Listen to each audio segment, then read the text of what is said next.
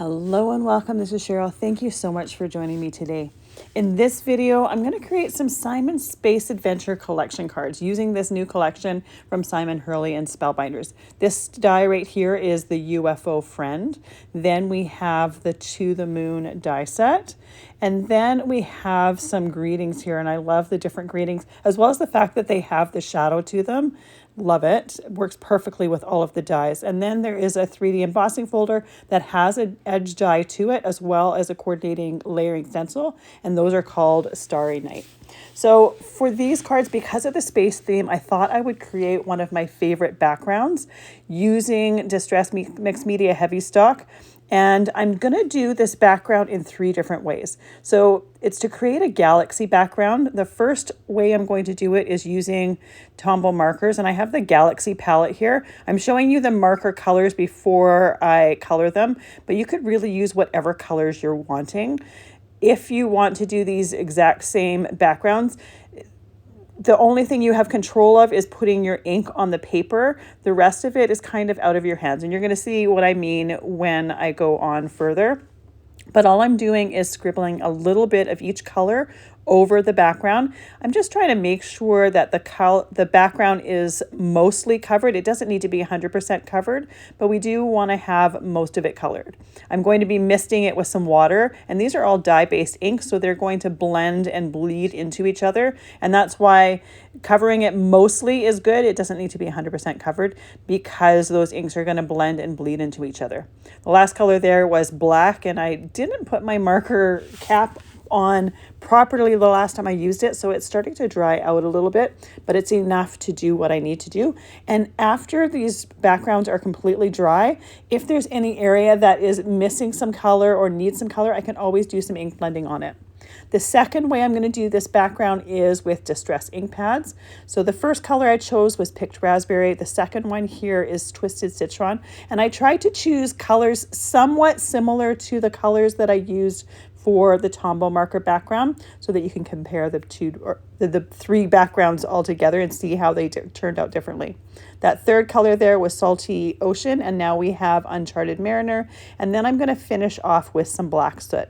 So you can see I put some of the brighter colors towards the center, and then the outside of my cardstock here is more of the darker colors. And by going from brighter and then doing the darker ones last, I don't have to worry about contaminating my pads. The last background I'm going to do is with some interference ink backgrounds using the Lisa Horton Crafts interference pads. I've done many videos with these. They are so fun to work with. These are really, really juicy pads, and they have some beautiful shimmer to it. So I'm excited to see how they turn out with the galaxy background. So that first pad there was Tropical Paradise. Then we have Summer Garden. Next is Opal Blush. And then the last one I'm using is called Galaxy Dream. So all I'm doing is taking the edge of the pad, and just like that Tombow marker one and the Distress one, I'm just trying to cover most of that background.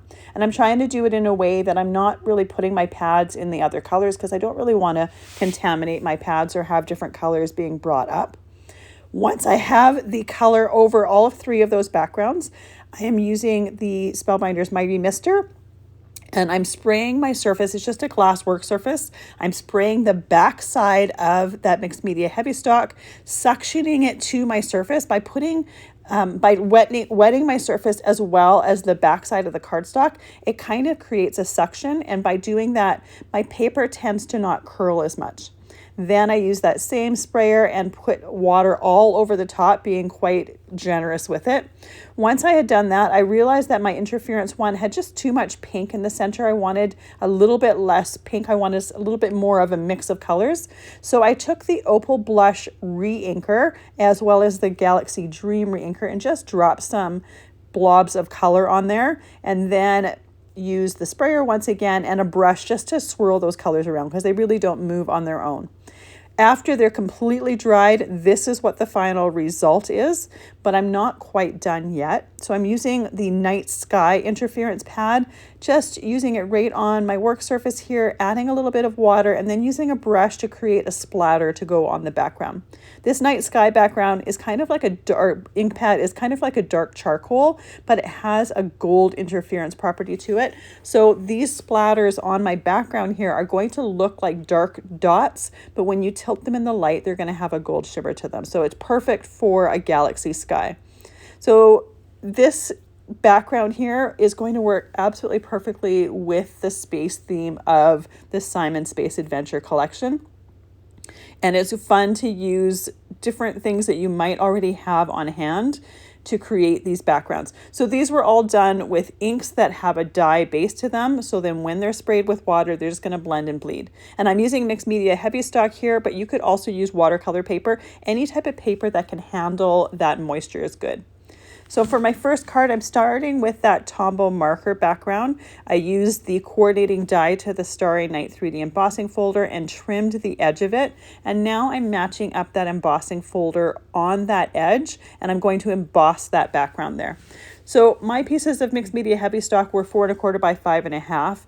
You can see that this embossing folder doesn't go all the way across. So I'm basically just going to be creating a thin strip to go on my card. The rest of it could be used for another project or could be used inside the card if you wanted to continue on in there with that background. After I have my embossing done, I'm going to use the layering stencils and I'm going to color those stars. And I'm doing it with the Lisa Horton metallic ink pads. This is a limited edition set. It comes with copper, silver, and gold. So I'm starting with the copper for one layer and I'm doing the ink blending with that copper in those areas. Now the first layer of that ink is fairly light, so right away, as soon as I finished that first layer, I right away went and did a second coat as well, and that really brightens up those stars. And wait till you see this background done. These metallic inks have such a beautiful shine to them. Even on this background that's fairly dark, you really see the metallic on there. Next color is the gold color pad. And I'm just using ink blending brushes to put my ink down. It works perfectly for me. And I have a brush for each one of those pads. I don't clean it off. I just save that brush for the pad. Last one is the silver shine, which is a beautiful bright silver. Now, if this embossing folder had kind of an edge that kind of faded out, I probably would have kept this piece whole, but the left edge of that embossing folder has some half stars to it. So it's going to look a little bit odd if I left those pieces together. So I am going to trim them down, and I'm going to trim them down just inside the edge of that embossed edge. And then I'm going to trim it down to 5 1/4 inches long so that when I create a mat for this, it will frame this piece as well. So I trimmed just that little bit off of the side, can save it for another project. There's no point in wasting it. And then trimmed the length down to 5 1/4 inches. Now we could leave this background like this, but you may have noticed when my backgrounds were dry, there's a little bit of watermarks on the edges of them. I think part of this is because I add so much water when my inks are on there because I want them to blend and bleed together that it really doesn't dry completely all at once evenly, so it creates watermarks on the side. Now for this background, to me, this just creates opportunity to do some ink blending. So I have a black soot distress pad here and an ink blending brush, and I'm just creating darker edges around the outside. It works perfectly for a galaxy background. Now there is some die cut greetings for this collection. For this card though, I'm going to use the Typewriter Adventure stamp set. I'm going to use the die set for the other two cards, but this Typewriter Adventure stamp set has some sentiments in it that work perfectly for these types of card. So I have some Cosmic Sky cardstock here cut to 4 1/8 inch by 5 3/8 inch. And I'm going to take that one of the stamps from this set and I'm going to put it in the bottom corner. I'm going to create a horizontal card with this because this sentiment wouldn't fit on a vertical card and be able to see the entire sentiment. When I first started stamping it, I wanted to use the gold ink pad from the Lisa Horton metallic ink pad set, but when I was stamping it, it was a little bit blotchy. And even though that gold is nice and bright when you stencil it, when I was stamping it on here, it was a little bit too dark, so I couldn't see my sentiment as much as I wanted to. So I quickly cleaned off my stamp with a damp microfiber cloth, used some Versamark ink, and I just swapped my paper around, turned it. The other part that is stamped with that gold ink is going to be covered with my star, so I don't need to grab a new piece of cardstock. I just stamped it a couple times with some Versamark ink to make sure that I had a complete stamp set or complete sentiment here. And then I'm using some gold embossing powder. And this worked much better because when it's embossed, I have that nice bright gold as well as the raised sentiment, which works even better with those stars. I did use some embossing powder tool on my cardstock just to make sure that even the super fine embossing powder was going to get all of the detail from that sentiment. And then I used my embossing tool to melt that in place. So with all of those pieces ready, I just tucked them to the side, and I wanted to add another sentiment to the center of my card, to the inside of my card. There's a few different sentiments, like I said, that work well for a space or a sky themed card.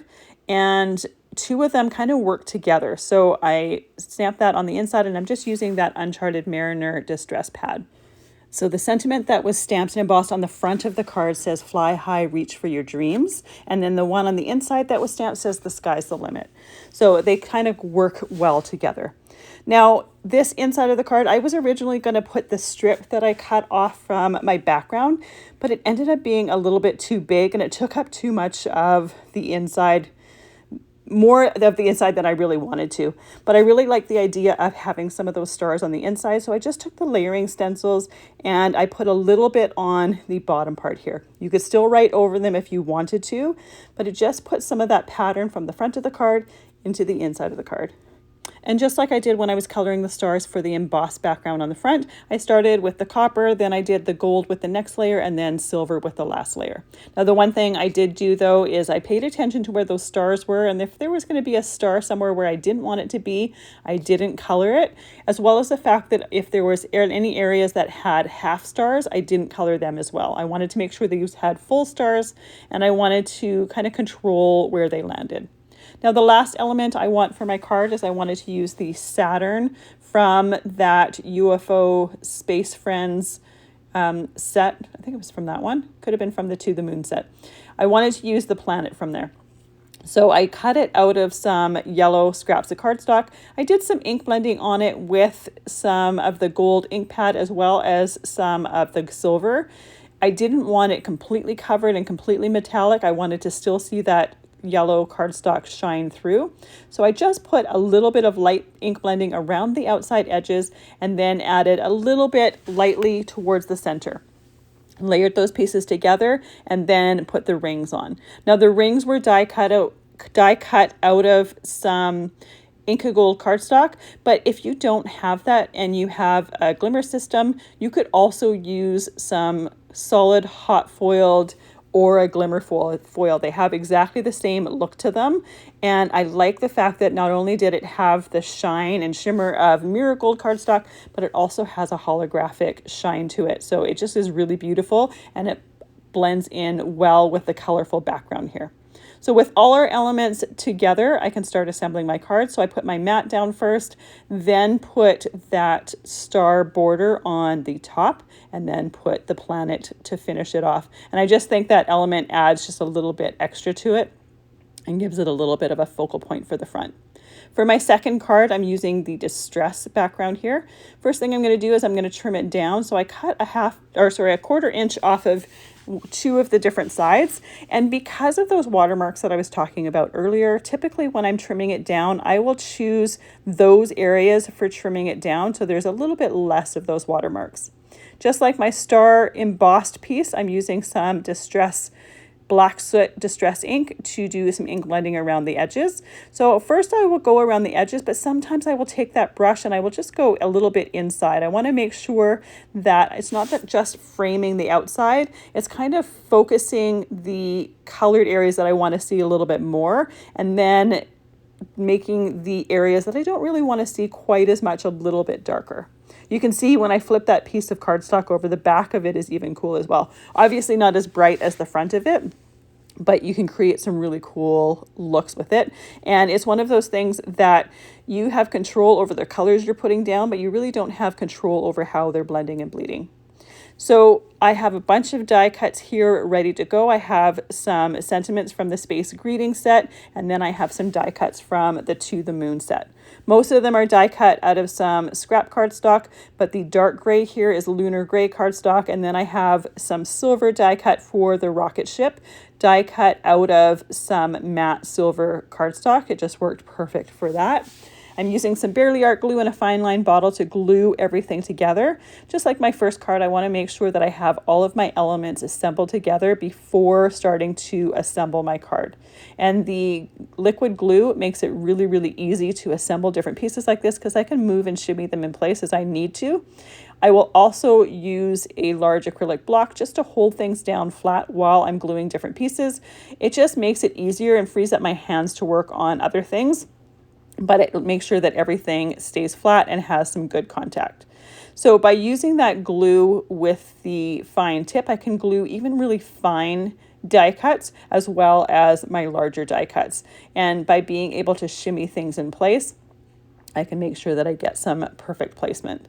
Now, I didn't add a whole lot of color to my rocket because of that colorful background. I wanted to make sure that I didn't have anything that was competing with it. So I kept it fairly neutral by just using some silver and some dark gray. The only color on that rocket ship that's not dark gray is the window part for inside. And I just chose a piece of blue or scrap of blue cardstock for that in order to kind of reflect the sky there. The flames for the bottom of the rocket ship is also die cut out of that Inca Gold cardstock. So it has that holographic gold shimmer to it as well, which I figure works perfect for flames. For all of my ink blending, I'm using my Altenew sticky mat so that it grips and holds onto those die cuts and I don't have to worry about them moving around my work surface. And then I am using the metallic colors to do my ink blending for this as well. So I used some of the gold as well as some of the silver. I also put a little bit of that silver around my blue window piece. I wanted it to look like it had glass over top of it. So by adding that silver, it just adds that little bit of shine around the outside edges. I'm going to use that exact same glue to be gluing these pieces together. And I love the fact that this moon has 2 layers to it, so you can add some dimension to it as well.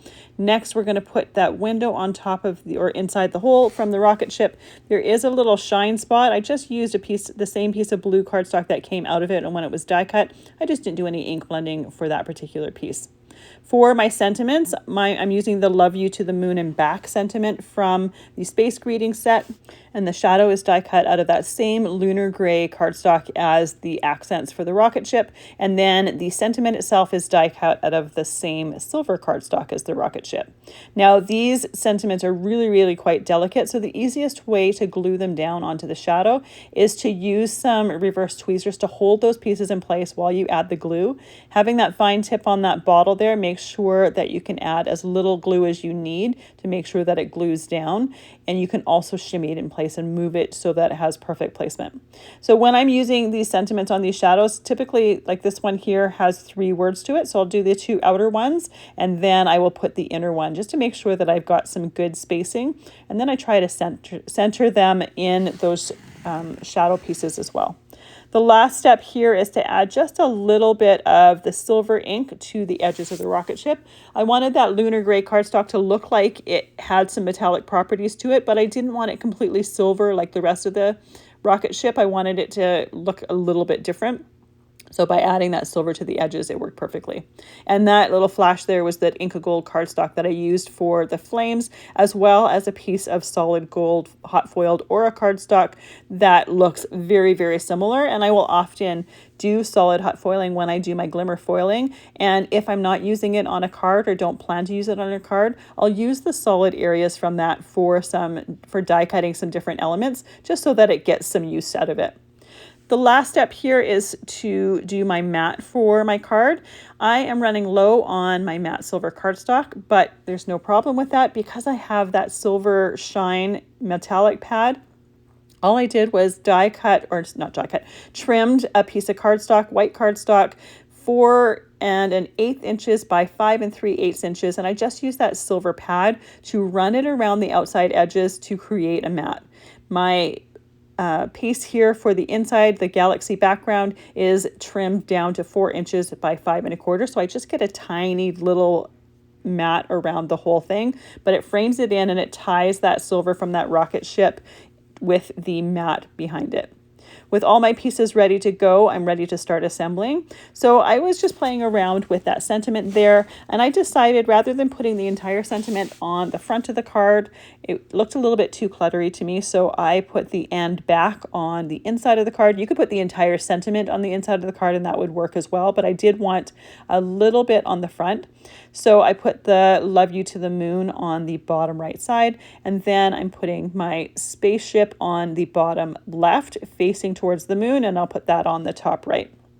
And after that, I have a bunch of stars here that I die cut from Treasured Gold cardstock with the silver, sorry, not the silver, with the glitter finish as well as the mirror finish, and I'm just putting those on that background, and I'll scatter them in some of those open areas, mixing the different finishes as well as mixing the different sizes of stars. By doing this, I have a little bit more texture on that background, but I'm not covering up so much of that background that it hides any of that color. You still see a lot of it out there. It just adds those stars to the background and adds a little bit of gold, and you can still see those gold splatters that I put back there. It ties in with those as well. I'm using a jewel picker to put those stars in place. It just helps with placement and means that those tiny little die cuts are a little bit easier to control. As well as adding those stars to the area by the moon and the rocket ship, I'm also going to add a few of them down by the sentiment, just so that my whole background works well together. This is one of those things that's sometimes hard to know when to stop. I'm trying not to add too many stars, but I have a bunch of them die cut and I don't really want to have a ton of them left over either. So I tend to keep going until I'm finally satisfied with what the final result is. So I love the fact that these stars have those different finishes to them and tie in the different gold ink blending to it. It works perfectly with that.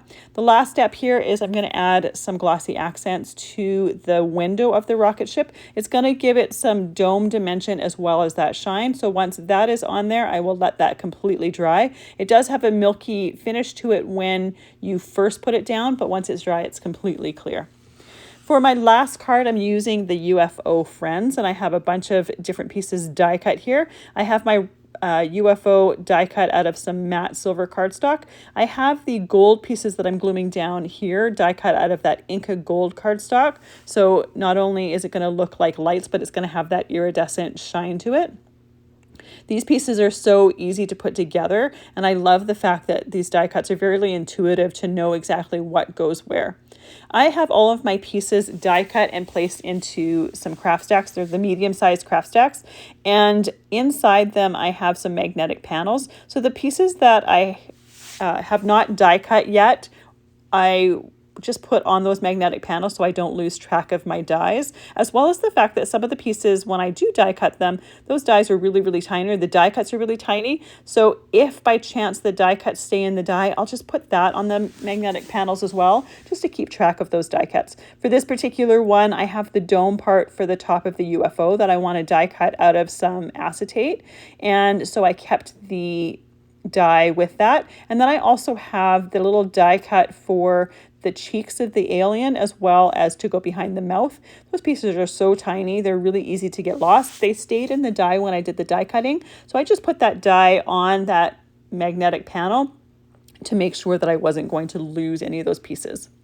I have a few pieces of or a few die cuts that I want to do some ink blending on. So the dome part to go behind my alien, I have it just die cut out of some white cardstock, and I did a little bit of silver ink blending just to look like it was more mirrored and shiny.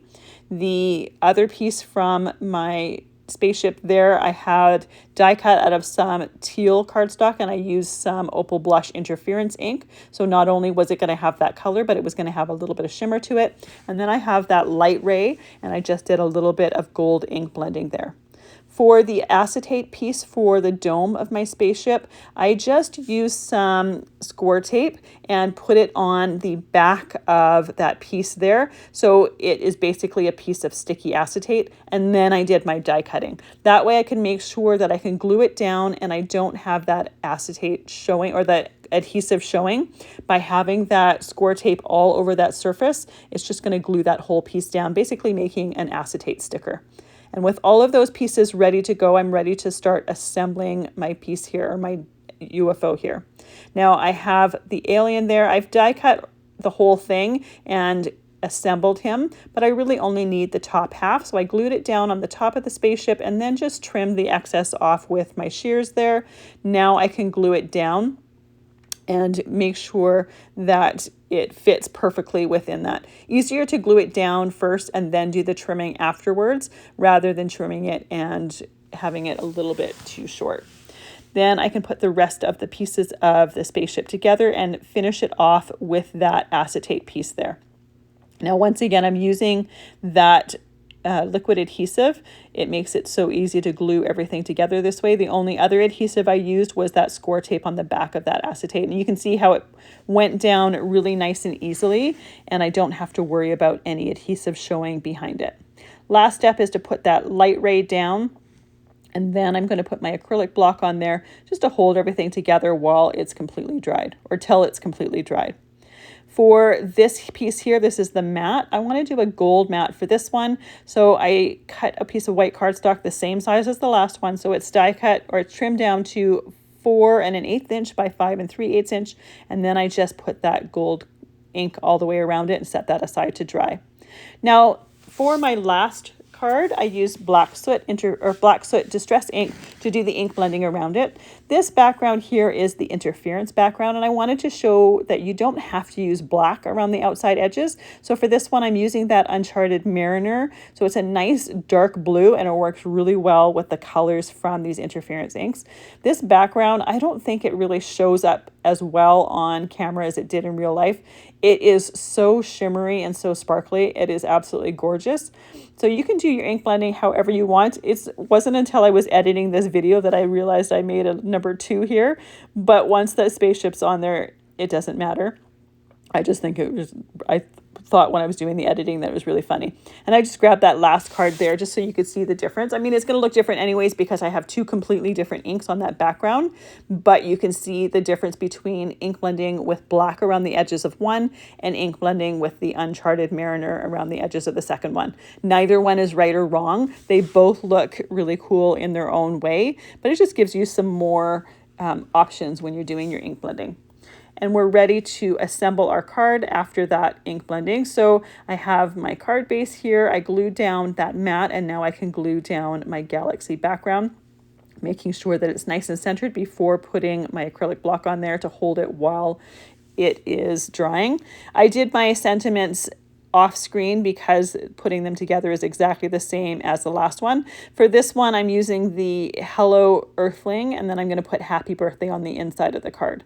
And I chose to use the Peridot cardstock for the shadow of my sentiment, and then I use some matte silver cardstock for the actual sentiment itself. So I'll put 2 of the words on the outside and then 2 of the words on the inside to tie them all together. And I chose that Peridot cardstock because it was the color of the alien. I figured it would tie them all in together. You can see when I put it on the bottom of the card that it really stands out a lot. If you wanted something that blended in a little bit more, you could choose one of the colors in the background. But I like the fact that it does stand out a lot and it shows off that alien. It ties that right in. For the last step here, I'm using some pale gold crystal drops and adding a little bit of extra dimension on some of the details on that spaceship. It's just going to give the card a little bit of extra dimension.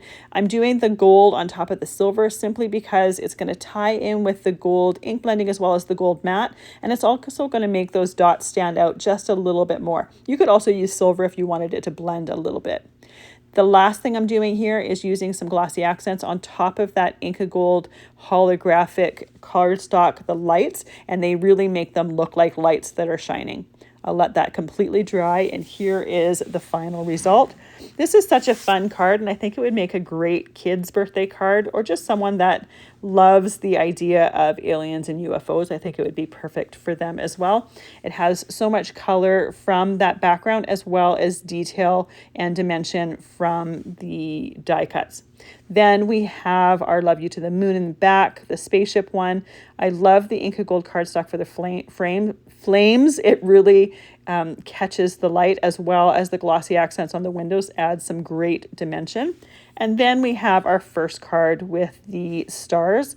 These stars are absolutely beautiful. These inks have so much shine to them. It really makes them pop off of that galaxy background. Thank you so much for joining me today. I really appreciate all the time that you spent with me, and I really hope this has inspired you to create some fun galaxy backgrounds for your cards and for your creating. Have a fantastic day.